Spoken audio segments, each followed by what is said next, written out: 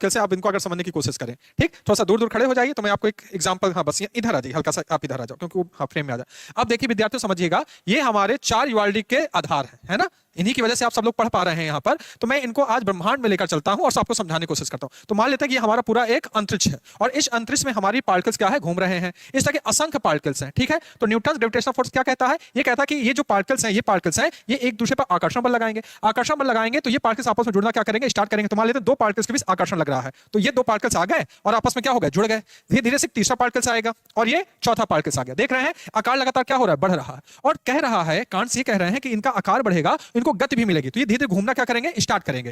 देखिए घूमना स्टार्ट कर रहे हैं, दिख रहा है आपको, पार्टिकल्स मिले और इनमें गति आ गई और इन्होंने घूमना क्या किया, स्टार्ट किया। अब घूमते घूमते आपको पता है कि अगर कोई चीज घूमती है तो सेंट्रीफ्यूगल फोर्स काम करता है, तो सेंट्रीफ्यूगल फोर्स काम करेगा तो एक पिंड निकल जाएगा। तो देखिए एक पिंड निकल गया ये। ठीक, अब ये वस्तु घूम रही है, एक ग्रह बन गया हमारा, एक पृथ्वी बन गई। ऐसे एक पार्टिकल और निकल गया, एक पार्टिकल उस साइड निकल गया, तो एक ग्रह ये बन गया। अब 2 लोग बचे, ऐसे एक पार्टिकल और निकल जाएगा।